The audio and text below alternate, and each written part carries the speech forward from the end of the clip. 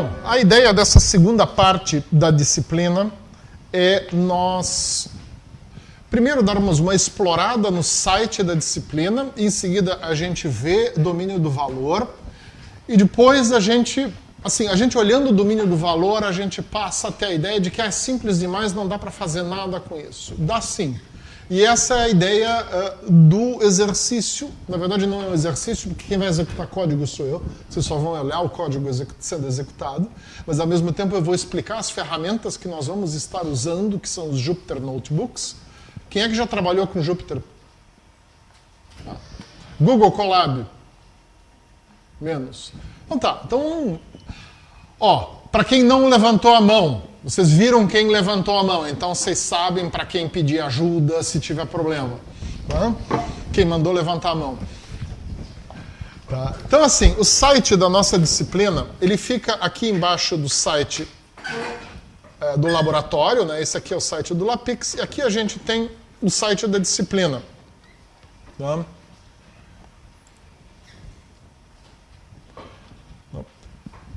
A ideia aqui, o que é? Nesse site, a gente passa a visão geral do programa da disciplina. Vocês estão vendo que é uma tonelada de coisas. Tá? E para algumas dessas coisas não tem link, porque a gente não teve tempo de preparar um material didático na forma de página online.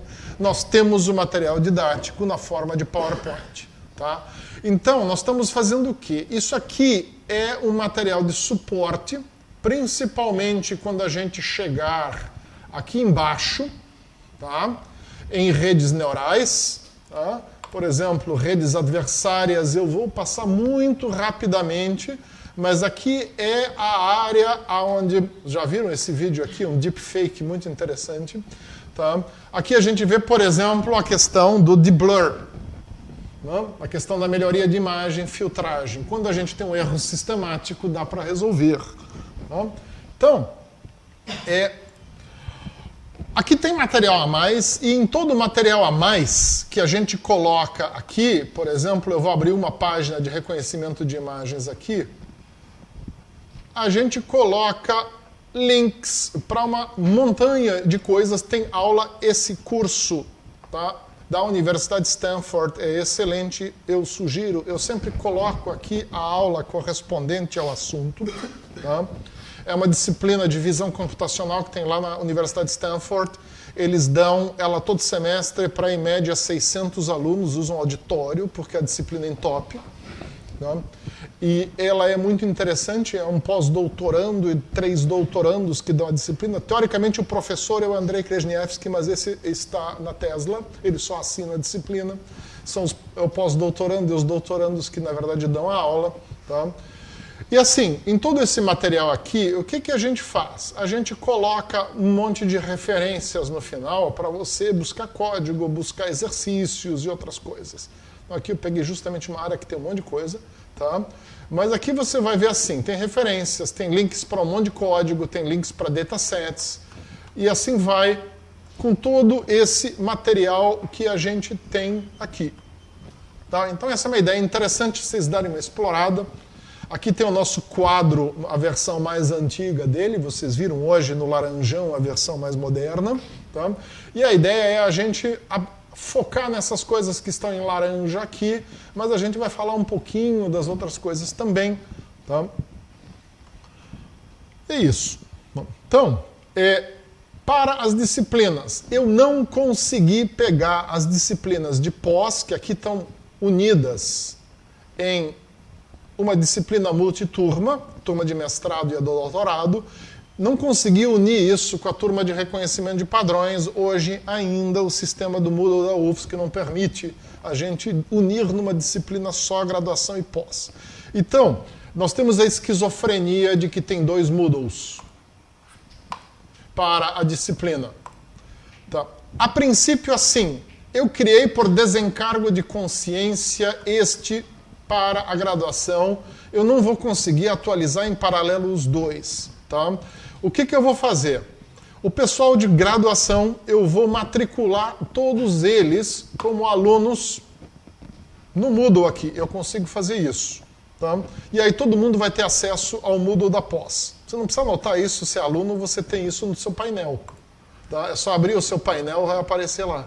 Nossa, não tem novidades. Ah, tá. No princípio, isso aqui, essa linhazinha aqui deve estar aparecendo no seu painel no Moodle. Tá? Isso aqui não deveria ser um problema para nenhum de vocês. Tá? Essa é mais uma razão porque eu peço para que o pessoal não seja ouvinte, mas sim se matricule, senão não tem acesso a esse tipo de coisa. Tá? Então, além do material online da disciplina, no Moodle vocês têm os PowerPoints, tá? Referentes ao assunto de cada aula. Então, às vezes, vocês vão chegar aqui e vocês vão dizer, pô, não tem página, mas tem um PowerPoint falando do assunto. Às vezes o assunto é tão banal que não vale a pena a gente fazer uma página, é o caso do domínio do valor aqui. Às vezes, simplesmente o professor aqui, apesar de há 20 anos da aula desse negócio, ainda não conseguiu achar tempo para escrever uma página com material didático. Acontece. Tá? A ideia disso aqui não é ser um livro. Eu vou aproveitar que isso aqui está aparecendo aqui. Tá? Então, na disciplina, além da gente ter as nossas conversas, etc., eu quero trazer também duas coisas. Por um lado, pesquisadores que já passaram por aqui e estão trabalhando. Tá? Então, o Luiz Eduardo, que trabalhou com a parte dos microfósseis em tomografia bore cores, o que é miolo de o quê? Hã? Miolo de testemunho. Tá? Ele vai falar um pouco do trabalho dele. O Tiago, que é o líder do grupo de navegação autônoma, vai falar um pouco do que ele está fazendo. E eu estou trazendo duas empresas para falarem aqui dos trabalhos deles com visão computacional. Tá? Uma empresa da área do varejo é a Involves, e a outra empresa é um fabricante de aeronaves, é a Horus, que trabalha com agricultura de precisão. Os dois vão falar um pouco aqui da visão computacional dentro da empresa deles. Tá? Eu vou passar isso aqui correndo, porque não tem muito o que falar aqui. Né? E depois a gente vai para uma parte prática, que a ideia é vocês verem isso acontecendo. Tá? Então, só repetindo aqui, os domínios, né? No domínio do valor a gente considera o valor de cada pixel na imagem e esquece todo o resto do contexto.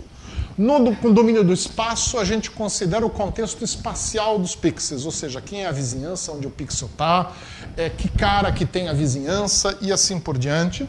E no domínio da frequência, a gente considera padrões de variação dos valores de pixel ao longo da imagem. Você imagina assim, a imagem é um grande espaço e você considera o tempo como qualquer eixo dentro dessa imagem e você vê como isso varia. E aí você pode pensar assim, pô, é um tipo de sinal onde eu posso ver variação ao longo da área desse sinal. Tá? É assim que a gente trabalha o domínio da frequência em imagens.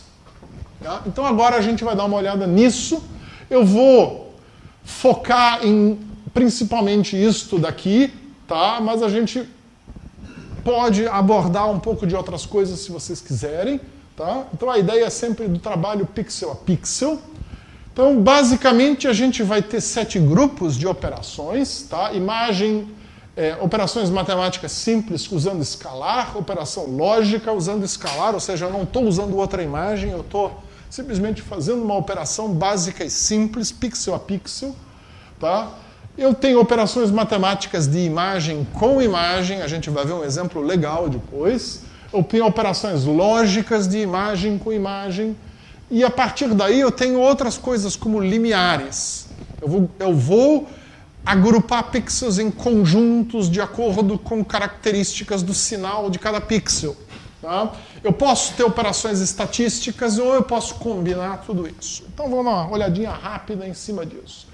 Eu posso somar e multiplicar simplesmente um valor escalar em cima de uma imagem. A gente viu naquela operação de melhoria de contraste que eu dei como exemplo para vocês, eu fiz uma multiplicação. Eu peguei um valor que é um valor real, tá? Um pouco maior que 1, não muito maior, senão eu detono com a imagem, e com isso eu simplesmente espichei os pixels.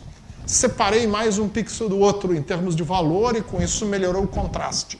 Então isso é uma coisa simples, mas que tem um efeito dramático sobre a qualidade da imagem. Então, a vantagem de todos os métodos no domínio do valor, e como o que eu faço com um pixel é completamente independente do outro, eu posso paralelizar tudo.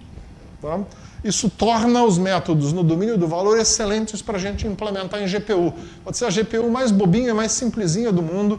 Tá? Qualquer processador muito simples que eu jogue alguma coisa, associe uma função e execute, eu consigo fazer a imagem inteira em paralelo, sem depender de valor de vizinhança. É muito prático, muito interessante. Eu posso subtrair, eu posso dividir e assim por diante. Dividir não faz muito sentido, é possível, a gente costuma não usar. Tá? Pode ter resultados bem estranhos. Tá? Então, uma época eu mandava todo mundo implementar, e por isso tem instruções de implementação, a gente não vai fazer isso, vamos passar direto para a lógica. A lógica é interessante porque com operações lógicas eu trabalho com máscaras. Máscara é uma coisa interessante. Tá? Por exemplo, eu quero separar alguma coisa na imagem, a gente vai ver um exemplo daqui a pouco. Eu posso pegar uma máscara com o formato daquela coisa e simplesmente fazer um ou. Tá? E eu vou excluir todo o resto. Então, máscaras me ajudam a trabalhar muito rápido em imagem, me ajudam, por exemplo, quando eu sei de antemão onde tem uma parte interessante e uma parte desinteressante da imagem, a ficar só com a parte interessante e deixar o resto tudo preto. Tá? A gente vai ver isso depois. Então, mais uma implementação que no momento para nós não interessa. Eu posso somar uma imagem com a outra. Pois, parece que não faz sentido. A gente vai ver um exemplo daqui a pouco onde faz. Tá? Então, às vezes eu apliquei máscaras em diferentes imagens, eu tenho restolhos, eu quero combinar. Tá? Então, a gente consegue fazer isso também. Tá? Também vamos ver exemplo. Tá? Por aí vai, subtrair uma imagem da outra, diferença absoluta, divisão e assim por diante. Na verdade, a gente vai trabalhar com diferença absoluta. Tá? Por que a diferença absoluta é interessante? Eu tenho sequência de imagem e eu quero saber o que foi que mudou de uma imagem para outra. Por exemplo, uma câmera de vigilância. Está apontada lá para algum lugar.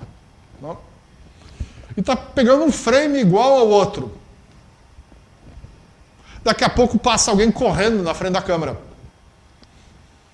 O último frame subtraído com o primeiro frame, onde tem um cara correndo, vai ter uma diferença.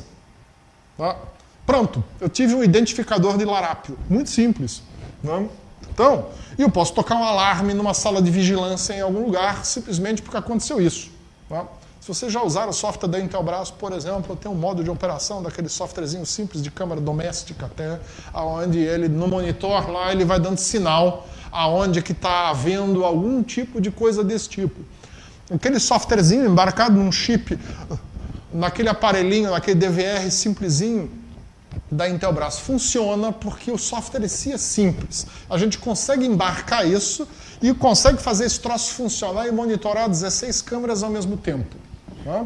Então, isso aqui é bem interessante. Esses métodos simples, aonde a gente puder aplicar, é interessante a gente aplicar. Tá? A gente vai ver isso daqui a pouquinho. Tá? Aqui tem umas questões que, seguinte, tá? Ordem dos parâmetros de entrada faz diferença dependendo do que eu for trabalhar. Se eu trabalhar com diferença absoluta, não. Tá? Mas para qualquer dos outros métodos, depende qual é a minha imagem de referência e qual é a imagem que eu vou adicionar ou subtrair. Tá? O resultado vai ser outro. Então a gente tem que tomar um cuidado. Tá? Eu posso fazer operações lógicas de imagem com imagem. Eu posso gerar uma máscara, ou eu posso ter duas imagens e gerar um resultado simplesmente pegando uma imagem e usando como máscara para outra. Eu não preciso ter uma máscara pronta e usá-la simplesmente. Tá. Aqui também a ordem dos parâmetros, dependendo qual método que eu uso, pode fazer diferença. Tem o limiar, que é eu dizer todos os pixels acima de um valor vão ficar branco, todos os pixels abaixo de um valor vão ficar pretos. Daqui a pouco a gente dá uma olhada em alguns exemplos. Tá? E a partir daí tem variações. Tá? Limiar acima, limiar abaixo, limiar no meio. Tá? Às vezes eu quero dizer, eu quero pegar só os valores de uma faixa. O que extrapolar a faixa eu ignoro, o que tiver abaixo da faixa eu ignoro. Também dá para fazer. Tá? Depois a gente vai dar uma olhada. Tá? E aí, a partir daí, eu posso fazer limiares adaptativos. Aí eu estou começando a entrar um pouquinho no domínio do espaço, mas não necessariamente. Tá? Eu simplesmente pego valores gerais de pixels dentro da imagem, tá? Faço estatística de como se distribuem esses pixels, e a partir daí a gente executa uma coisa ou outra. Eu vou mostrar, tá? No ScienceKit do Python tem um método pronto que faz isso. Eu vou mostrar para vocês uma foto de uma página de livro, tá? Com diferentes parâmetros de análise estatística de como se distribuem os valores de pixel antes de eu fazer esse limiar. Tá? Então, por aí vai. Também é interessante na hora que eu considero vizinhanças mínimas. Tá? Então, assim, a gente tem que tomar um cuidado. Eu estou falando de domínio do espaço, domínio do valor, mas eu estou pegando um pouquinho de dados de espaço, a vizinhança. E aí a gente tem dois tipos de vizinhança. Vizinhança de 4 ou vizinhança de 8. Tá? Aí, dependendo. Na vizinhança de 4, eu pego os vizinhos nos pontos cardeais. Na vizinhança de 8, eu considero os vizinhos nas diagonais também. Tá? Então, Nordeste, Sudeste, Noroeste e Sudoeste também são considerados. Tá?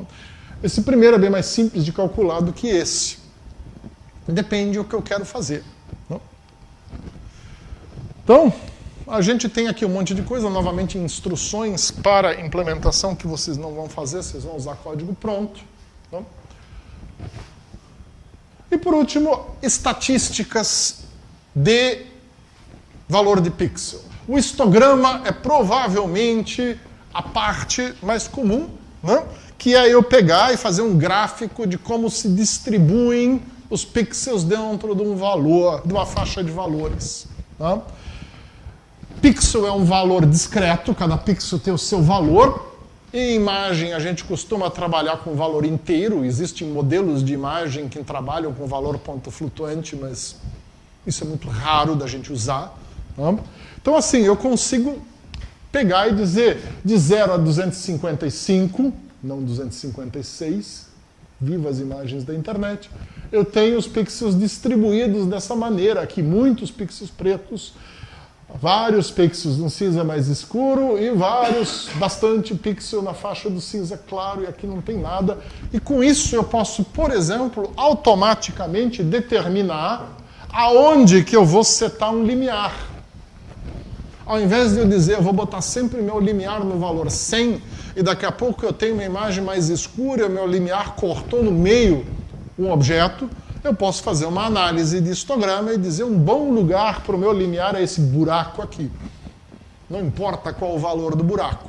E com isso eu divido a minha imagem em 2 grupos. Ou 3, se eu quiser calcular mais limiares. Tá?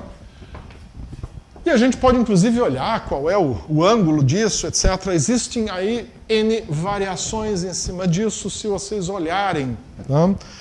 Métodos de cálculo de histograma em bibliotecas como OpenCV ou Scikit-Image, vocês vão ver várias variantes disso. A ideia aqui não é entrar em detalhes de todas elas, eu vou mostrar algumas funcionando e vocês podem depois aí ir vendo o que vocês querem fazer. Tá? Então, a ideia é identificar esses pontos nodais e com isso a gente dividir a imagem em faixas que fazem sentido. Tá? Muito bem. E eu posso combinar isso de várias maneiras. Por exemplo, usar um histograma para fazer uma limiarização. Tá? Essa é a forma mais comum de eu combinar métodos de análise de imagem no domínio do valor em um método um pouco mais esperto. Tá? A gente, como eu falei para vocês, a gente vai ver isso. Tá? Existem aí várias variantes desse método para nós olharmos. Tá? Então, isso aqui agora foi câmera rápida. Por quê? Não tem muito o que a gente ver aí. Eu acho que é tudo bem óbvio e evidente, está claro. Então, o que nós vamos ver agora é isso aqui na prática. Tá? Então, a ideia da disciplina é toda ela ser baseada em código usando Jupyter Notebooks. Tá? Então, o Jupyter Notebook, a gente criou aí uma coleção de Jupyter Notebooks para a disciplina, nós estamos ainda desenvolvendo mais. Tá? Eles estão todos no GitHub e aqui no GitLab da UFSC também, e copiados para o meu Google Drive e compartilhados para leitura lá. Então tem 3 repositórios para essa coleção. Tá? Qual é a ideia? Tá? Que vocês regularmente vão copiando isso, porque eu vou atualizar. Eu vou avisar para vocês quando eu atualizei. Tá? Sempre antes de uma aula eu vou estar revisando aquilo que eu vou usar naquela aula. Tá? Muita coisa já está pronta. Se vocês baixarem agora, vocês vão ter um bocado de notebooks diferentes. Tá? Mas uma ou outra coisa não.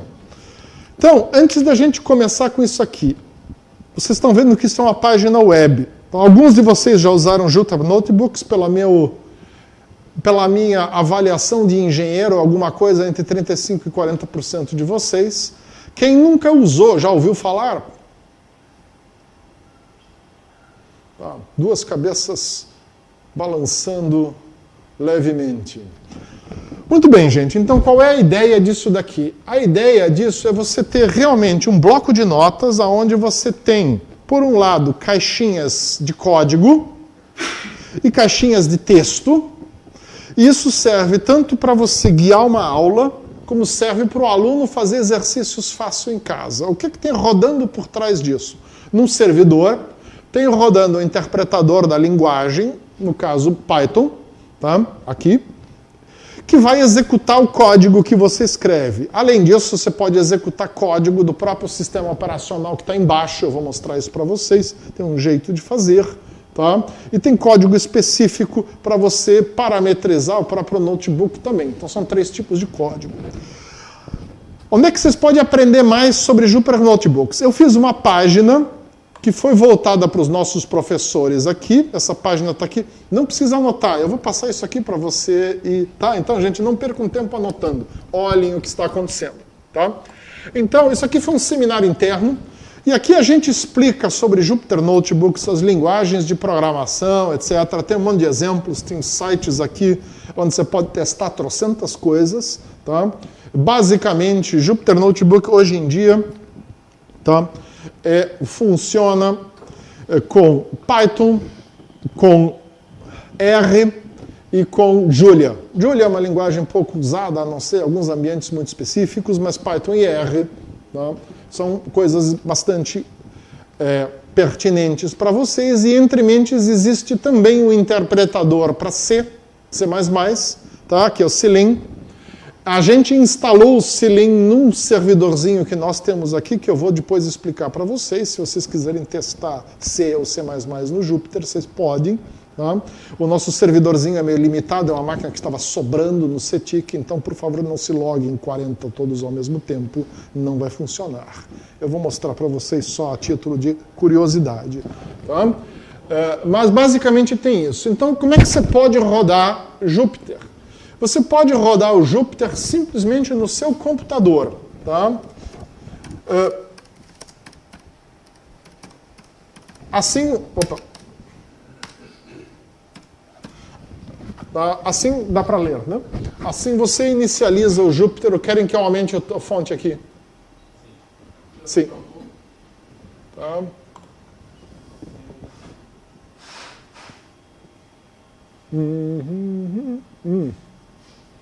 Eu vou ter que ir lá nas preferências. Não. Profile Preferences. Ih, que maravilha.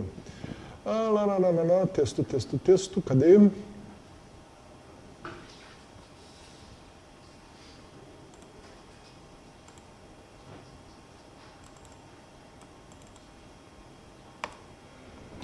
Todo mundo viu agora?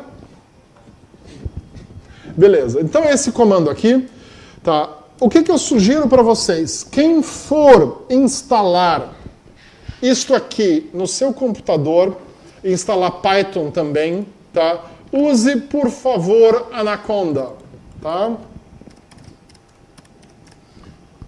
Anaconda é um ao mesmo tempo.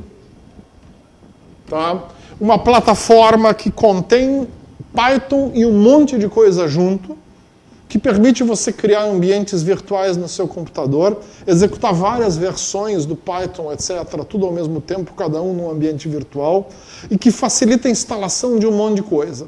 Tá?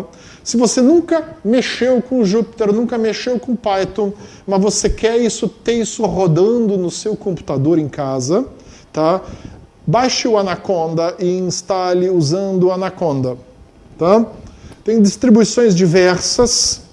Existe para Windows, existe para Macintosh. Eu não sugiro nenhum dos dois.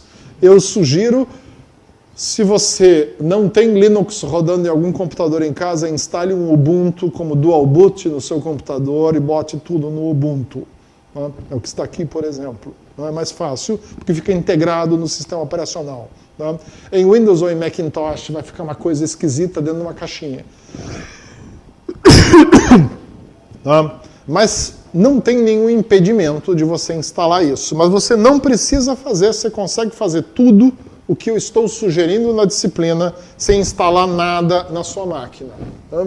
Isso é uma questão importante. Mas a minha sugestão é instale isso e veja como é que funciona. Foi o que nós fizemos. Então você pode dar uma olhada aqui, primeiro, para se informar o que é um Jupyter Notebook e ver se vale a pena você passar pelo trabalho de instalar o Anaconda na sua máquina ou não. Tá?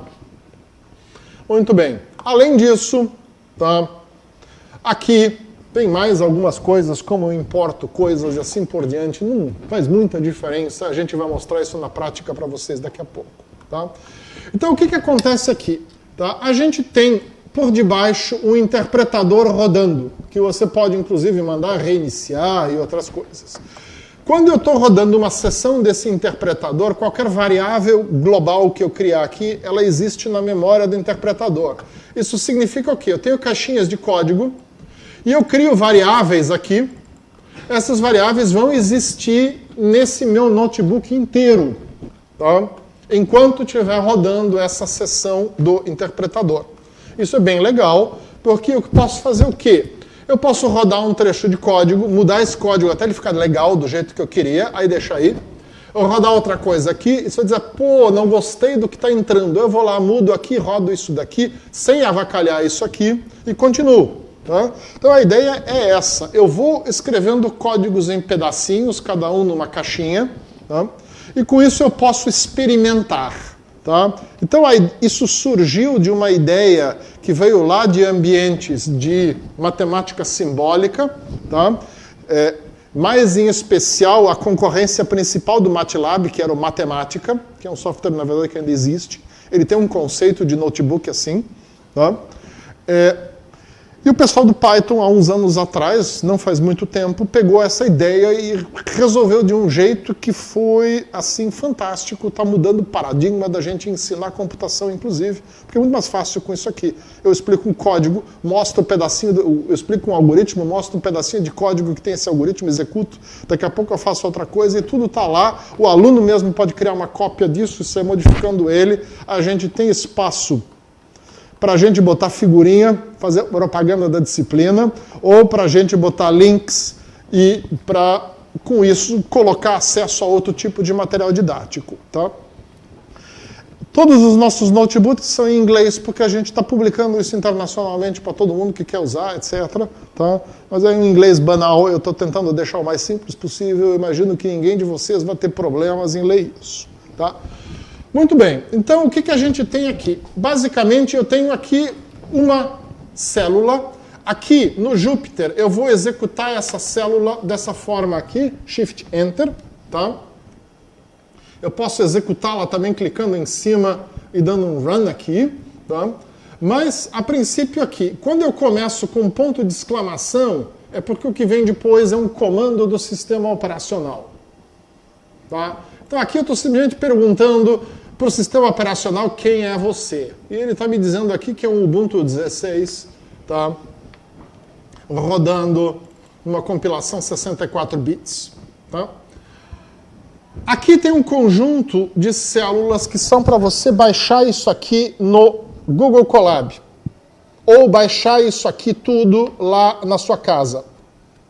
Tá? Basta executar uma dessas células e ele vai dar um clone no GitHub ou no GitLab da UFSC, onde tem uma cópia disso. Tá? Apesar de eu dizer aqui que o GitLab é institucional, o GitHub é particular, na verdade, para mim é mais fácil atualizar o GitHub do que o GitLab. Se vocês pegarem material, peguem daqui. Tá? Muito bem. Aqui tem um código que só vai rodar na Google, não roda aqui, porque ele usa uma biblioteca da Google, que é o seguinte, tá? A gente vai ver isso depois. Quando eu crio uma sessão no Google Colab, essa sessão me aloca 300 GB de disco, que são, ou 30 GB, dependendo se eu estou trabalhando com GPU ou com CPU, tá? Que são transientes. A hora que a minha sessão acaba, morre todos os dados que tem ali. Então, a única maneira de eu ter dados que são constantes e que eu não vou perder é eu montar o meu Google Drive lá no Colab. Para isso tem esse código aqui, vocês vão ver depois que, entre mentes, o Colab ficou esperto, tem um botãozinho do lado, monte o seu drive. Tá? Mas a gente vai ver aqui depois como isso funciona a hora que eu mostrar isso aqui tudo de novo lá no Colab. Tá? Em todos os notebooks tem uma página aqui, tá? Tem um link aqui, Open in Colab, que se eu clicar, ele vai direto para o Google Colab e vai abrir. Tá? Isso aqui está distribuído como um link público de leitura. Significa que qualquer um de vocês pode clicar em cima desse troço que vai abrir isso aqui. Tá? Provavelmente vai abrir em branco para vocês. Esse black aqui é uma configuração minha. Tá? E ajuda a diferenciar se eu estou no Colab ou eu estou rodando na minha máquina. Tá? Observem o seguinte, para mim abriu para execução. Tá? Para vocês vai abrir read-only e vocês têm que ir aqui e mandar gerar uma cópia, senão vocês não vão conseguir executar. Eu consigo só mandando conectar aqui, eu vou criar uma sessão e vou executar. Eu vou deixar desconectado, porque se eu não começar a processar nada, ele vai me desconectar de novo. Tá? Uma sessão do Google Colab dura até 12 horas. Mais do que 12 horas ele mata. Tá? É para você não usar para fins comerciais. Tá? A não ser que você compre uma conta, aí é diferente. Aí você tem sessões indefinidas. Tá? Mas se você vai trabalhar de grátis, é 12 horas. Não tem problema, se você montar o seu Google Drive, você só tem que montar ele de novo e continuar. Só tem que lembrar de salvar tudo no Drive sempre que você fizer de processamento. A gente vai executar as coisas primeiro aqui, tá? Depois eu aumento a letra ali. Então qual é a nossa ideia? Tá? Eu vou mostrar para vocês que com puramente processamento no domínio, tá? Do valor, a gente consegue fazer uma coisa simples que é um detector de carros. Tá? Uma coisa básica que a gente usa em câmara de vigilância, por exemplo, imagina a seguinte situação. Eu tenho uma câmara de vigilância, fica num semáforo, e a minha ideia é fotografar quem atravessar o sinal. Para isso eu preciso saber ter um carro atravessando o sinal naquele momento. Tá? Então, isso a gente consegue fazer em grande parte puramente no domínio do valor, de uma forma muito simples e muito rápida, que significa o quê? Eu posso fazer esse software embarcado num processadorzinho lá na câmara. Eu não preciso fazer esse software gerido centralmente em algum equipamento de vigilância eletrônica. Isso me traz muitas vantagens, porque eu posso deixar a câmera lá e ela só vai transmitir para um servidor central sempre que aparece algum evento interessante. Né? Então vamos dar uma olhada como é que a gente pode fazer isso. Tá? Então, esse exemplo eu estou executando usando o OpenCV, que você vai importar desse jeito aqui, CV2. Tá?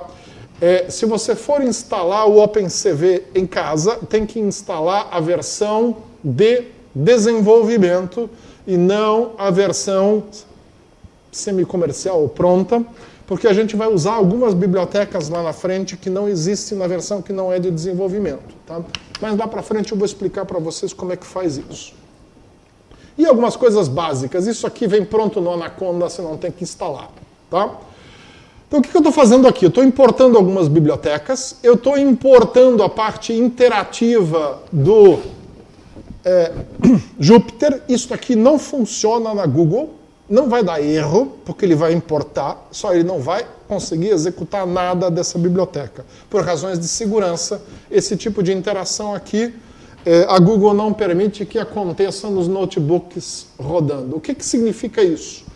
Elementos de interface como sliders, botõezinhos e outras coisas eu não consigo usar na Google. Tá? Rotinas que repetem automaticamente a execução de uma determinada função eu não consigo usar na Google. Na Google só roda uma única vez e para. Tá? A gente vai mostrar para vocês a diferença de código, como é que é. Tá? Então, o que eu vou fazer? Junto com esse material que tem aqui, tá? Tem toda uma pasta com um monte de dados.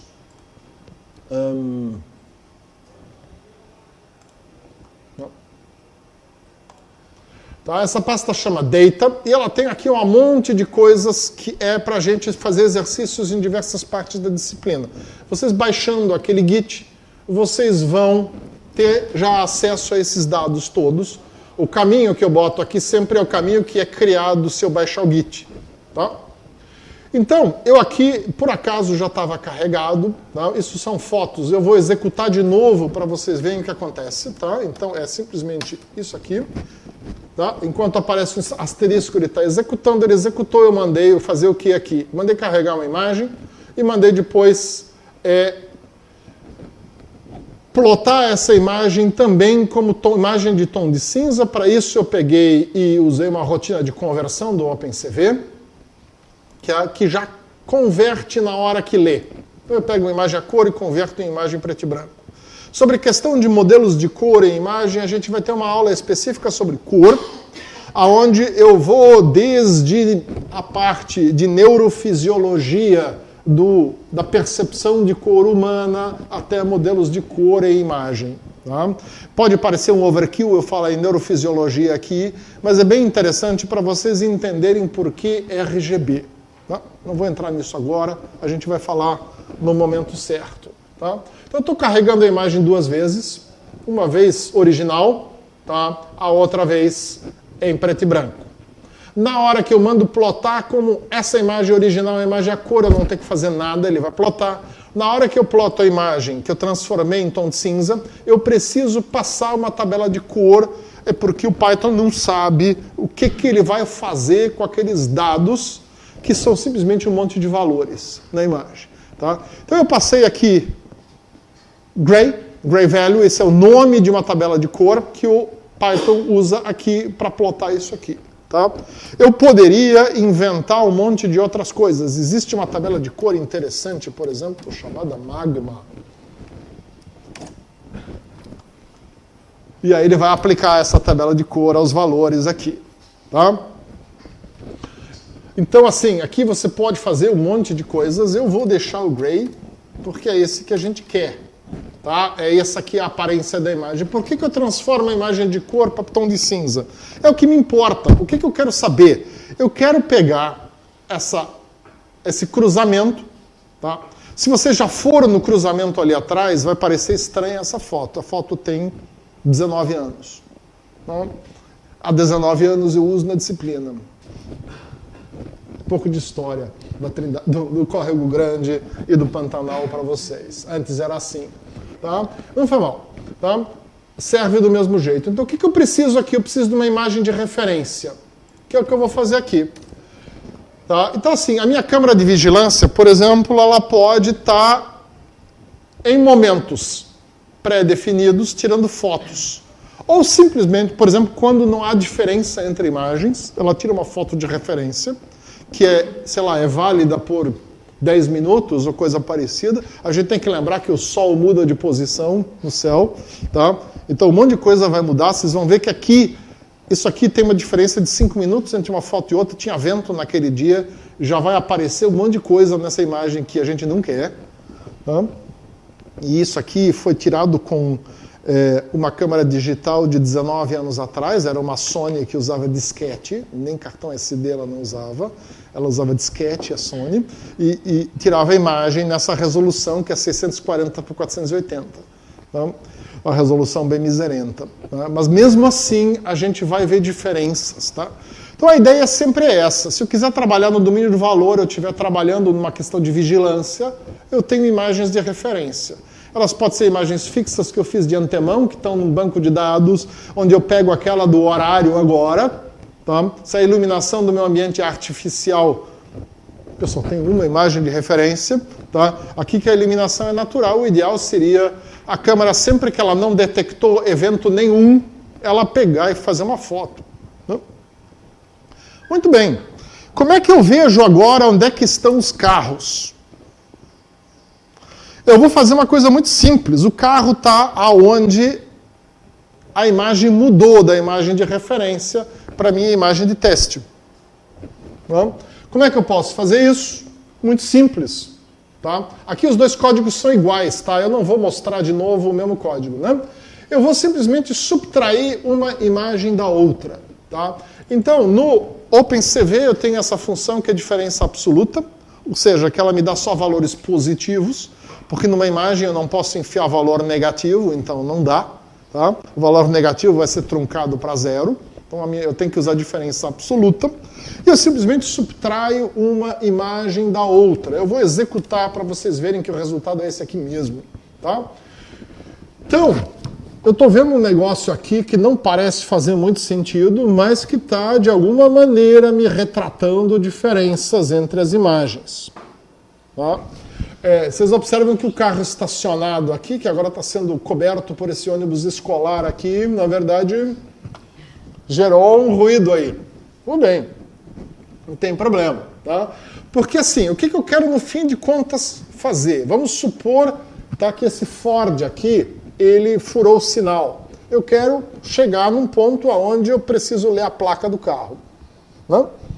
É lá que eu quero chegar. Então, para isso, eu preciso primeiro separar o carro. Obviamente, no domínio do valor, eu não vou ler placa. Eu quero chegar só no ponto onde eu vou poder dizer, agora eu tenho informação aqui que eu posso usar para ler a placa. Então, a ideia é a gente chegar até lá. Tá? Então, com essa diferença absoluta, o que eu posso fazer agora? A ideia agora é eu aplicar o meu limiar. Tá? E aqui a gente vai ver duas coisas. Primeiro, a gente vai ver como é que a gente trabalha com interação no Jupyter e como isso não funciona no Google. Tá? Vamos ver as duas coisas aqui com calma para vocês. Então, tá? O OpenCV ele me traz várias constantes pré-definidas que me dizem que tipo de threshold eu vou trabalhar. Tá? E eu vou fazer um threshold simples aqui. Tá? Uma linearização binária simples. Tá? Para simplificar a minha vida, eu criei uma função que eu chamei de meu limiar. Eu crio duas variáveis que são globais para que elas sejam visíveis lá embaixo depois. Tá? Senão eu vou estar criando variáveis dentro da função que são locais. Tá? E eu vou fazer o seguinte. Tá? Eu vou pegar. Tá? Eu vou definir um conjunto de modos possíveis, que é isso aqui. Tá? Eu tenho uma função, que é uma função básica do Python, que o Python herdou lá do Lisp, que chama eval, que é o seguinte. Ela pega um string qualquer e considera código e simplesmente alimenta o interpretador com isso. Isso é muito prático porque você pode fazer um programa que se programa a si mesmo. Simplesmente modificando o próprio código, escrevendo ele dentro de um string e mandando para ele. Tá? Eu uso isso simplesmente para eu poder pegar aqui e tirar alguma coisa daqui. Tá? Muito bem. Então, o que eu vou fazer aqui agora? Tá? O mode string está aqui. No mode string eu passei simplesmente todos os modos possíveis, que são esses, e eu vou pegar simplesmente o primeiro elemento daqui. Depois disso, eu vou chamar um limiar, vou passar o modo desse limiar, que é o binário. Eu podia também pegar esse código aqui e simplesmente escrever ele aqui para dentro. Tá? O fato de eu estar passando aqui faz o seguinte, faz com que seja criada uma interface aqui onde eu posso escolher o que eu quero. Tá? Eu já vou explicar o que é esse interactive aqui para vocês. Tá? Então, o que acontece aqui? Né? Eu vou ter um código onde eu faço uma linearização e depois eu monto de novo a minha saída aqui. ou seja, eu monto uma área de plot e eu mando dentro dessa área de plot simplesmente mostrar duas imagens, as duas em tom de cinza. Muito bem. Tá? Então, eu estou usando o interactive. O interactive é uma função do Jupyter que pega o quê? Ele pega uma função e aonde eu dou um conjunto de parâmetros, que são parâmetros da função, eu chamo eles por nome, e eu dou uma faixa de valores para cada um desses parâmetros. No caso, o threshold, que é um valor numérico, eu digo o quê? Eu digo de zero, intervalo fechado de 0 a 255. O intervalo fechado eu represento como um vetor em Python. E eu digo o seguinte, eu vou criar, tá? O quê? Eu vou criar um string baseado em todos os modos, de maneira ao que aqui o usuário possa escolher alguns. Quando eu passo um string desse tipo para o interactive, ele vai me criar um widget. Tá? Então, o que acontece aqui? Tá? Eu estou numa situação onde eu posso escolher alguma coisa, tá? E mandar executar. E ele vai fazer de novo. Tá? Agora eu fiz vários valores e ele executa um atrás do outro. Tá? Então eu posso dizer, por exemplo, com um limiar de 204, só sobrou isso aqui. Com um limiar de 29, tá? Ele está executando uma vez atrás da outra para cada valor aqui no intervalo. Tá? Vocês estão vendo ali que está aparecendo como máscara o que eu quero, e ao mesmo tempo vocês estão vendo uma outra coisa. Lá no fundo, as árvores estavam mexendo com o vento, apareceu um monte de lixo. Tá? A minha câmera estava nesse tripé que está aí atrás, esse é velho. Tá? Esse tripé estava tremendo com os caminhões passando do outro lado, isso também não ajudou. Tá? Então, com isso, na verdade, apareceu um monte de ruído aqui. O que eu preciso agora? Eu preciso um trade-off entre o ruído gerado por todos esses problemas e o fato de que eu quero a placa. E no momento tem um buraco aqui. Tá? Então, se eu tentar resolver isso de maneira absoluta, a gente vai ver que a gente vai acabar com tanto ruído, porque o número é preto, né?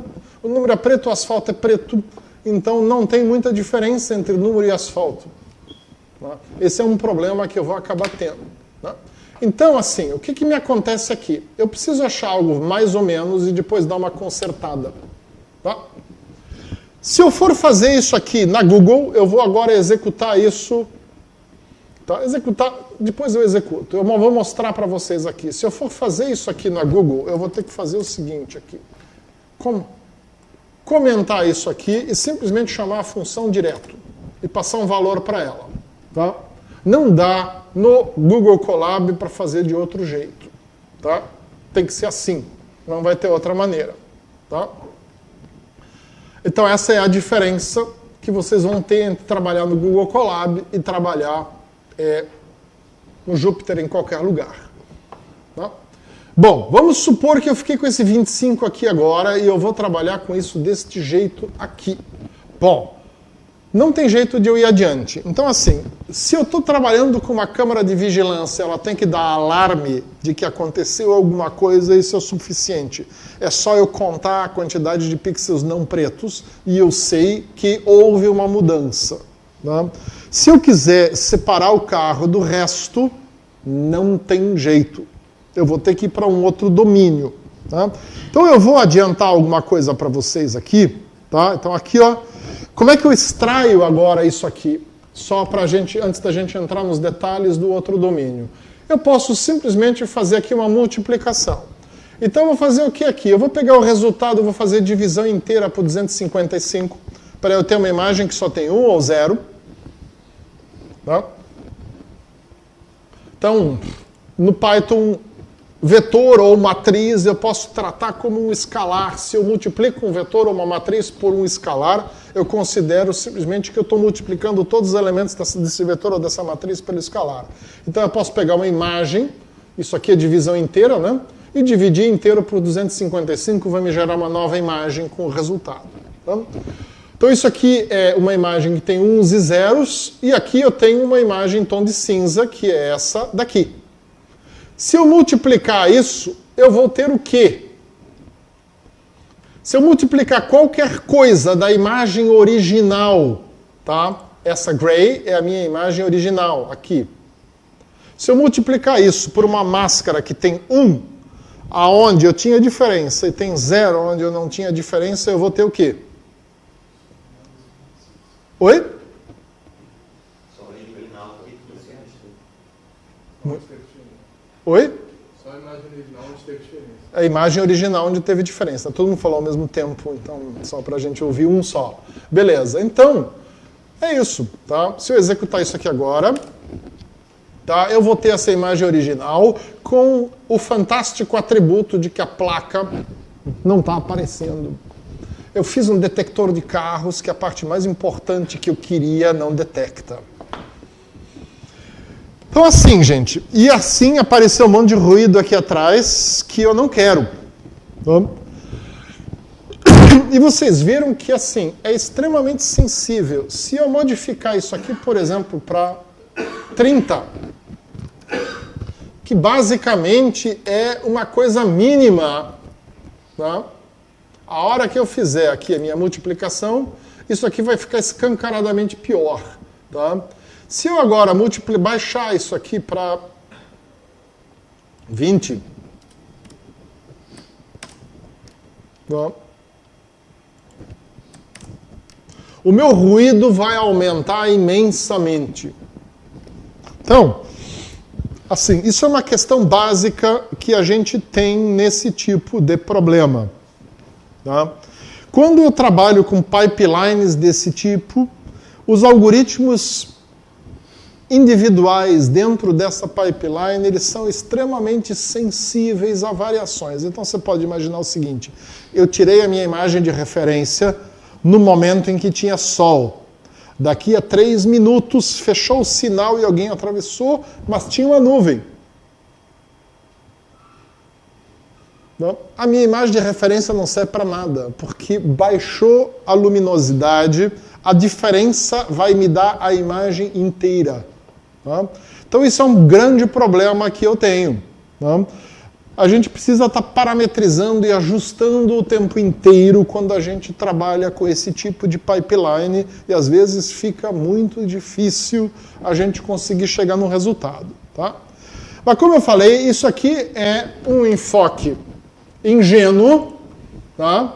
Ó, essa maneira de editar texto, você clica 2 vezes em cima e pode sair escrevendo, isso aqui é a linguagem de markup para isso. Tá? Então, nesse nosso enfoque naive, ingênuo, a gente vai fazer de conta que a imagem de referência sempre serve, e o que nós queremos mesmo é corrigir isso daqui. Então, não tem jeito. Nós vamos ter que sair do domínio do valor e entrar um pouco no domínio do espaço. E a gente vai usar uma coisa bem simples, que é a morfologia matemática. Vai ter lá uma aula, onde metade da aula é só morfologia matemática. Eu vou me adiantar bem pouquinho aqui. Tá? Então, a ideia da morfologia matemática é a gente usar kernels, que são matrizes de convolução muito simples. Tá? Então, um kernel, por exemplo, é eu gerar uma matriz 5×5, tudo de 1. Ou eu posso gerá-la 3×3, tudo de 1. A grande vantagem do Jupyter Notebook é que se eu repetir a minha variável aqui sozinha, ele vai, do mesmo jeito que acontece em Smalltalk ou em Lisp, simplesmente me repetir o conteúdo da variável embaixo. Tá? Então, eu quero saber o que foi que o meu código produziu. Quando eu tinha um código cujo único objetivo era alimentar uma variável, basta eu botar a variável sozinha ali, desde que não seja uma imagem. Tá? E ele vai me botar lá a minha variável. Eu posso também usar uma função lá do OpenCV para gerar elemento estruturante, onde eu posso gerar, por exemplo, uma elipse de 5×5, ou uma elipse, sei lá, de 7×5, ou uma elipse de 5×9. Vocês perceberam que eu botei sempre valores ímpares. Por quê? Quando eu trabalho com convolução, A não ser que eu esteja fazendo algo muito torto, e a gente vai ver depois, lá para frente, um algoritmo de detecção de borda que usa algo torto. Tá? Eu tenho sempre no meu kernel uma coisa chamada de hotspot. O hotspot é tipicamente o meu pixel central da minha matriz, tá? Que é o pixel que eu vou posicionar em cima do pixel da imagem que eu quero modificar. Tá? Por isso, a matriz tem que ser ímpar. Se eu tentar fazer uma operação de convolução com uma matriz par, a maioria dos métodos prontos que tem por aí não vai aceitar. Você até pode inventar a sua convolução que, sei lá, usa o canto superior esquerdo como hotspot. Tá? Aí vai funcionar. Você vai ter que inventar as suas regras. As nossas regras básicas são que não funcionam. Tá? Numa convolução, eu pego uma matriz de convolução, jogo em cima de uma outra matriz maior e eu vou pegar os elementos que estão sempre um embaixo do outro e vou aplicar uma operação qualquer. Na convolução genérica, isso é uma multiplicação, tá? Onde eu multiplico os elementos que estão nas posições correspondentes e depois eu somo tudo, eu tiro a média, eu subtraio, eu faço alguma coisa e gero um valor para substituir aquele pixel. Tá? Na morfologia matemática, a gente trabalha de uma maneira mais simples, eu vou mostrar para vocês. Tá? Na morfologia matemática, ela pode ter tons de cinza ou trabalhar em preto e branco. Eu vou trabalhar em preto e branco primeiro. Tá? A gente faz o quê? A gente simplesmente compara o kernel com o pixel que está embaixo do hotspot. A gente tem duas operações básicas, a dilatação e a erosão. Na dilatação, se embaixo do hotspot cair um pixel que não é preto, eu copio a matriz no lugar. Na erosão, se eu aplicar uma matriz em cima de um hotspot, e aí eu vou olhar tudo que está embaixo da minha matriz de convolução, e tudo que é branco na matriz de convolução tem que ser branco também, ou não nulo, pelo menos, na imagem de comparação. Se não for, eu apago toda aquela área. Tá? E com essas duas operações, você pode fazer duas operações novas, que são o fechamento e a abertura. Na abertura, eu vou aplicar, tá? Primeiro uma erosão, depois uma dilatação, e com isso eu vou eliminar pequenos elementos da imagem. Tá? E no fechamento eu vou fazer o contrário. Tá? Com isso eu vou aplicar primeiro uma dilatação e depois uma erosão. Com isso eu fecho buracos na imagem e eu depois faço tudo voltar ao tamanho original. Essas operações têm uma vantagem interessante. Com a abertura eu posso tirar ruído. Com o fechamento eu posso fechar buraco. Eu não aplico isso na minha imagem original porque eu vou detonar a imagem e ela vai terminar uma imagem preta e branca. Mas eu posso aplicar isso em máscaras para arrumar máscaras. E é isso que a gente faz. Então é o que nós vamos fazer aqui. Eu vou começar fazendo o seguinte. Tá? Eu vou tirar o ruído disso daqui, tá? Aplicando uma abertura com um kernel pequeno nessa imagem aqui. Tá? Então, como é que a gente vai fazer essa abertura? Tá? Muito simples, tá?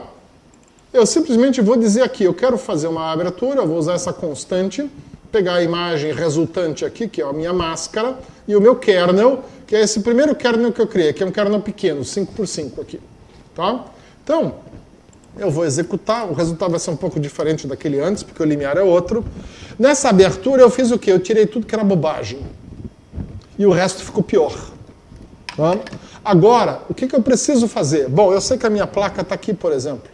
Eu sei que aqui tem parte interessante do outro carro. Aqui está a placa do outro carro que está atrás. Agora eu preciso primeiro consertar essa máscara de maneira, tá, a que eu possa aproveitá-la como máscara para extrair a parte interessante da imagem depois. Então vamos lá. Tá? Com isso eu vou criar um kernelzão para fazer um fechamento. Tá? Eu vou começar com o kernel 21 por 21, tá? Que é isso aqui. Tá? E vou aplicar este kernel na imagem. E a gente conseguiu carros menos placa. Exatamente o contrário do que eu queria. Tá? Então, o que a gente vai fazer? Esse kernel não deu. Tá? Então eu tenho que ir experimentando com kernels que funcionem. Eu sei que vai funcionar com 25, ou com 27, eu não me lembro. Um dos dois. Tá? Vamos dar uma olhada nesse. Onde é que está a placa aqui? A placa está aqui. Não, lá embaixo. Peraí. A placa está embaixo, não está aqui no radiador. Tá? Acho que isso aqui já pegou a placa. Vamos ver. Agora eu vou repetir lá a minha multiplicação. E está sem placa. Não serviu porque antes estava dando certo. Porque eu usei um limiar muito alto aqui. Tá? 19. Repetir. Repetir. Repetir. Melhorou, mas ainda falta alguma coisa. Vamos lá. 27. Tenho certeza que se usar um kernel de 27 por 27 vai dar certo. Vamos dar uma olhada nisso. Quase. O meu risco maior qual é? Isso aqui não aumenta o tamanho da máscara, porque eu estou primeiro fechando o buraco e depois erodindo de novo. Os buracos fechados, a erosão ela não vai abrir, porque eles estão no meio do objeto. Tá? O que a erosão vai fazer? Ela vai cortar as bordas de novo e fazer o meu objeto ficar do tamanho original. Tá? Então, vamos ver o que vai acontecer agora. Yes! Fechou. Agora eu posso usar isso como máscara. E tá aí, o meu detector de carros. O próximo passo é aplicar um algoritmo de identificação de placa e aí um algoritmo de OCR. Tá? Obviamente isso não é trivial e não dá para fazer com o domínio do valor e nem com ferramentas tão simples no domínio do espaço aqui. Tá? Então, gente, o que acontece aqui? Tá? O que vocês viram aqui? Eu que já tinha executado isso antes, tinha funcionado com 27, agora na hora de mostrar para vocês, não funcionou com 27, eu tive que fazer funcionar com 29. Porque lá na frente, em algum lugar, eu mudei algum parâmetro para dar um exemplo para vocês, e isso se refletiu em cascata em toda a sequência de processamento de imagem. Tá? Então, isso é o que a gente vê acontecendo na visão computacional clássica, e é por isso que até a hora que começou a surgir a rede neural convolucional, a gente esbarrava em milhões de problemas, principalmente quando a gente ia trabalhar com questões de mundo real como essa. Evidentemente, tá? Como o notebook já diz, isso aqui é um exemplo ingênuo. Tá? A gente pode usar métodos de visão computacional clássica mais evoluídos, que são muito menos sensíveis a todo tipo de coisa que apareceu aqui. E no correr da disciplina a gente vai dar uma olhada nesses métodos. Tá? Mas, a princípio, tá? A gente tem vários problemas desse tipo. Então, por exemplo, você pode trabalhar com thresholds adaptativos. Tá? Tem um exemplo aqui, tá? Onde eu posso trabalhar com média ou com gaussiano. Eu vou usar ele binário e eu defino aqui um limiar e ele faz aí uma adaptação tá? Em cima disso e ele vai pegar, por exemplo, mudanças e outras coisas aqui. Tá? Se eu usar o gaussiano, isso aqui vai ficar lento, mas consegue achar bordas. Tá? Então, assim, isso aqui é uma opção. Tá? Se eu usar tá? O SciPy, que é a biblioteca científica do Python, a gente vai ver ali e tem... Tá? Isso aqui é interessante, o SciPy tem um monte de coisa, algumas bibliotecas básicas que vocês já estamos usando aqui, como Matplotlib, por exemplo, NumPy, que são coisas básicas. Sem isso, você não faz Jupyter Notebook, tá? Mas outras coisas também. No SciPy, a gente vai ter, por exemplo, os toolkits, que são vários, tá? E para nós, os mais interessantes são o scikit-image e o scikit-learn. O scikit-image tá, contém um monte de coisa pronta para processamento de imagem. algumas iguais às do OpenCV, mas com performance diferente. Eu gosto mais da implementação do Scikit do que do OpenCV. O OpenCV, às vezes, as implementações são bem amadoras. A gente vê que alguma coisa que um grupo de pesquisa fez em algum canto contribuiu, o pessoal integrou e nunca mais mexeu. Tá? O Scikit é mais profissional nesse ponto. Tá? E tem o Scikit-learn, que me traz um monte de coisa da área de aprendizado de máquina, que para reconhecimento de padrão é interessante, e que passa a ser uma coisa interessante lá para a nossa última etapa das 4 etapas da pipeline. Tá? A etapa lá onde eu vou atribuir semântica aos dados que eu extraí. Tá? Então, a gente vai abordar uma coisa ou outra dessas na medida que a gente for avançando. Tá? Então aqui, por exemplo, eu posso executar um limiar adaptativo. Tá? E esse limiar, o que a gente está fazendo aqui? Tá? É um limiar bem simples. Tá? Ele usa o quê? Ele usa ou um threshold global para definir. Lembra que eu tinha mostrado para vocês o histograma vai ter um buraco grande em algum lugar. Ele acha o maior buraco no histograma e usa esse maior buraco no histograma para dividir a imagem em 2 tons de cinza, preto e branco. Tá? Ou eu posso definir uma vizinhança, tá? E com base nessa vizinhança, tá? Eu posso dizer, eu vou pegar essa vizinhança, vou fazer thresholds dentro dessa vizinhança. E com isso, a gente consegue fazer ali uma espécie de melhoria de contraste, ou piora de contraste, como você quiser, tá? Fazendo thresholdings dentro do espaço. Tá? Então, isso aqui são exemplos de o que a gente pode fazer, e por aí vai adiante. Tem outros métodos. Tá? Deixa eu lembrar aqui, eu estou usando... Deixa eu rodar isso aqui só para ver. Tá? Bins.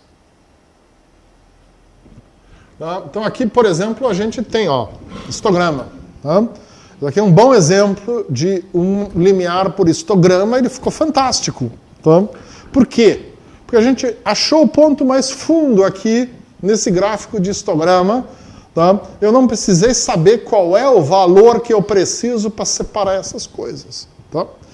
Nem todo... Aqui eu tenho uma grande vantagem. Eu tenho esse cara fotografando na frente de um monte de céu. Para mim está claro o que é fundo. Tá? Nesse nosso problema daqui, tá? A minha situação é diferente, porque eu tenho uma boa parte do fundo é asfalto cinza escuro, outra parte do fundo é cheio de cor. Tá? Isso aqui não é um problema que dá para a gente usar o histograma e dizer, vai funcionar. Não vai, não. Tá? Aqui não dá certo. Tá? Então, esses métodos também não são métodos de aplicação genérica. Vai ter problemas onde eu consigo aplicar e vai ter problemas onde eu não consigo aplicar isto. Tá? Muito bem. Então, o que nós vamos fazer agora? A gente está finalizando a aula. Eu queria passar um exercício para vocês nesses últimos 10 minutos, para vocês quebrarem a cabeça tentando fazer. Tá? Aqui tem mais exemplos que vocês podem rodar. Tá? O Otsu é um outro método de dar um pouco de inteligência para um histograma. Tá? Porque ele usa um método semi-global em cima do histograma e tal. Você vê que tem um resultado bem interessante aqui. Tá? Onde ele usa vários bins, que são conjuntinhos de pixels que ele usa para fazer a comparação. Então, aí é a gente já levar o histograma ao extremo da análise. Tá? Então, pegando um método bem simples no domínio do valor, mas colocando um monte de heurística em cima. Tá? Otsu é mais ou menos o estado da arte em histograma hoje em dia. Tá? Não aquela coisa do OpenCV que eu usei ali para vocês. A ideia aqui foi só mostrar para vocês algo bem ruim, para vocês entenderem que tem muito que a gente tem que ponderar, mesmo para métodos simples. Tá? Então, qual é a ideia agora? Tá? Eu vou passar um exercíciozinho para vocês. Eu esqueci de fazer uma coisa, que é passar esses links aqui para vocês. Tá? Eu vou colocar os links depois no no Moodle, de maneira que vocês possam baixar isso daqui, copiar para o Google Drive de vocês, por exemplo, e sair executando, tá? Sem problemas, ou simplesmente abrir em casa, clicar no link aqui e executar no Google Drive. Tá? Tem que lembrar que se vocês executarem no Google Drive, vocês não têm os dados. Tá? Então aqui, por exemplo, no Google Drive você pode ver quais são os dados. No momento não tem nada, porque eu não conectei. Eu vou conectar agora. Deixa eu ampliar um pouco isso aqui para vocês enxergarem alguma coisa. Tá? E aqui, ó, se vocês forem ver, não tem nada. Tá? Tem o quê? Tem 30 GB reservado para mim. Né? E esses 30 GB vão morrer em, no máximo, 12 horas. Se eu não fizer nada, em questão de 2 horas eles morrem, às vezes em questão de meia hora, se tiver um monte de gente querendo usar essa máquina. Tá? Isso está rodando em alguma máquina da Google, provavelmente numa server farm da Google aqui no Brasil mesmo. Tá? Talvez nos Estados Unidos, eu não sei. Tá? Mas se tiver mais gente querendo usar a mesma máquina, isso aqui vai morrer. Tá? A não ser que eu esteja usando. Então, o que eu tenho que fazer agora? Eu vou precisar... só para vocês terem uma ideia, aqui é mais fácil de executar, tá? É só clicar na flechinha e vocês vão ver o seguinte aqui. Tá? Isso aqui é uma versão melhorzinha do Linux, tá? O 18.043, ao invés do 16.042 que eu estava rodando na minha máquina. Então agora, se eu quiser, por exemplo, usar os meus dados e o meu código, eu só preciso, a princípio, clonar isso daqui. Tá? E aí ele vai copiar direto para o Google Drive, para esse disquinho virtual que ele criou para mim aqui. Tá? A hora que ele fez, se eu der um refresh aqui, vai aparecer o diretório. Tá? E vão aparecer os dados e vão estar aí. Tá? Então, eu só tenho que lembrar o seguinte, o caminho é Vision Data. O caminho não é, tá? 2 pontinhos data. Tá? Pontinho, Vision Data, pontinho. Tá? Vamos ver se ele pega isso ou se ele pega barra content. Tá? A gente já vai descobrir. Mostrou, viu? Tá? Então você tem que tomar um cuidado aqui que você tem que adaptar. Tá? Mas é só isso. A princípio aí dá para sair executando. Tá? Você vai ver que você tem na runtime aqui, tá? Você tem 3 possibilidades, tá? CPU, GPU ou TPU. TPU é uma coisa específica lá da Google, tá? Para rodar TensorFlow, tensores em geral. Tá? A GPU ele vai alocar uma K80 para você ou uma T4. Né? A K80 corresponde mais ou menos a uma GTX 1080 em termos de processamento. A T4 é um pouco pior que uma GTX 2080 em termos de processamento. RTX 2080, para quem já ouviu falar de GPUs. Tá? Normalmente a gente pega uma K80. Tá? Para isso aqui não faz sentido nenhum alocar GPU, você só vai perder tempo tentando alocar, às vezes você não consegue. Tá? Então, rode isso tudo em CPU. Quando a gente chegar na parte de rede neural convolucional, a gente vai executar isso em GPU. Tá? Um detalhe importante, isso aqui só vai funcionar se você estiver logado na sua conta na Google. Eu estou logado na minha. Tá? Isso aqui tem que acontecer antes, se você não tem uma conta na Google, porque você usa Hotmail ou coisa parecida, tá? Crie uma conta na Google. Isso é importante. Tá? E a outra coisa, como eu expliquei para vocês, tá? Aqui, código interativo desse tipo não vai rolar. Se eu mandar executar isso aqui, vai dar erro. Tá?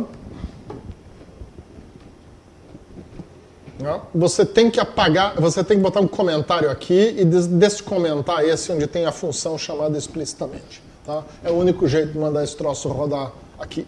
Tá? Isso aqui é uma questão importante. Muito bem, vamos sair disso e vamos lá para o nosso Moodle, para a gente finalizar as coisas. Tá? Então, qual é a ideia do exercício que eu vou passar para vocês? Tá?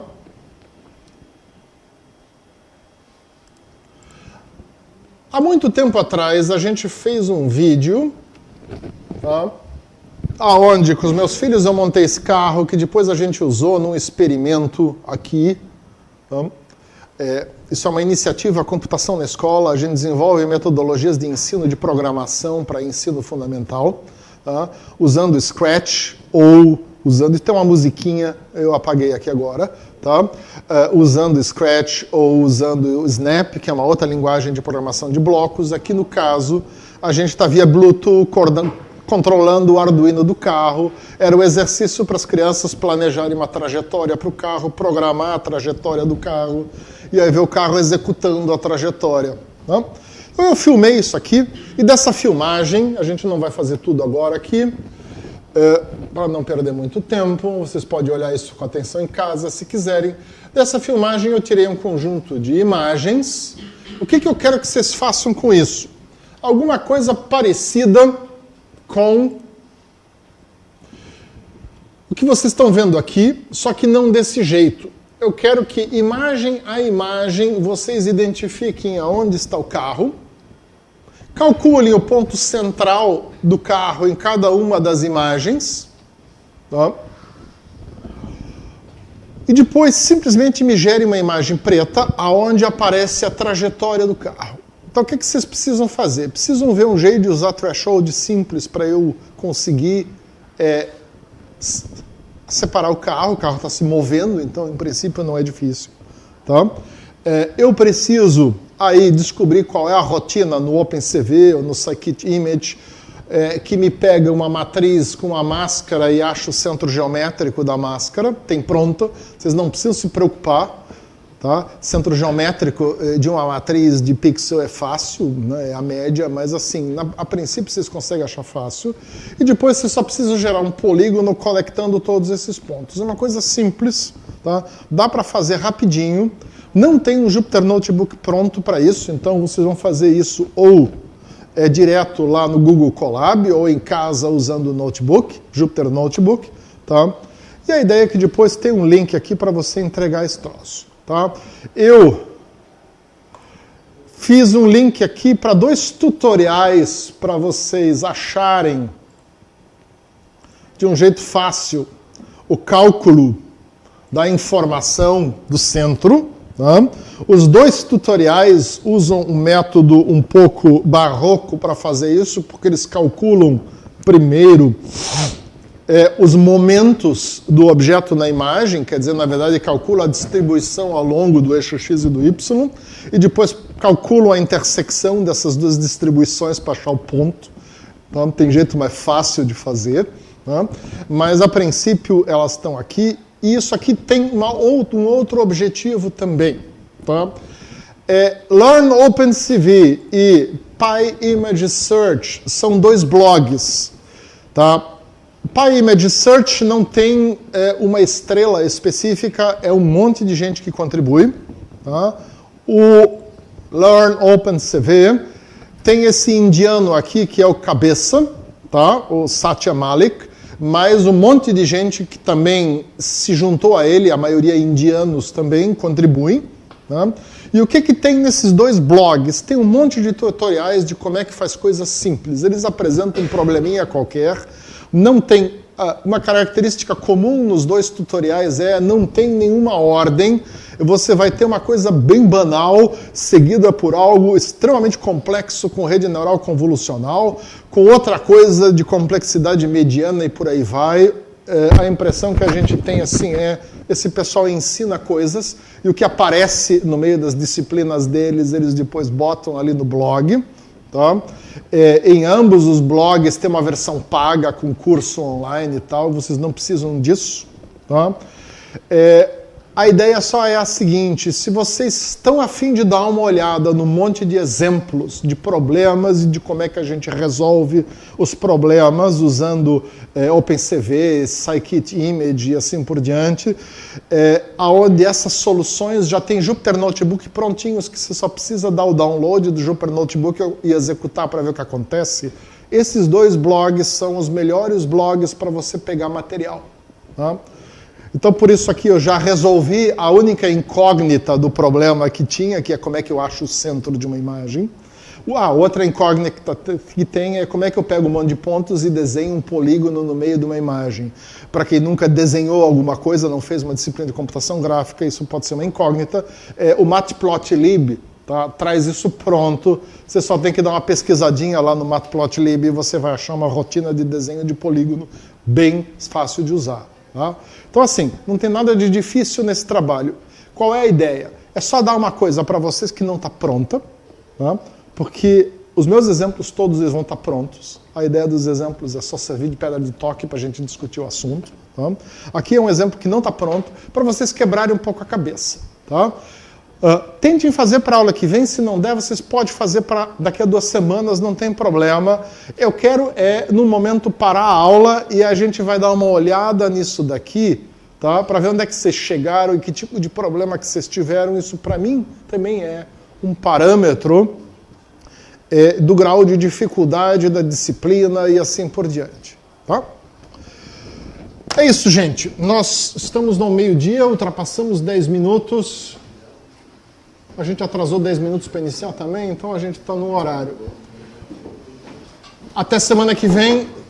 Eu vou pedir a vocês que venham 8h20 para que a gente não tenha que extrapolar o horário. É isso aí.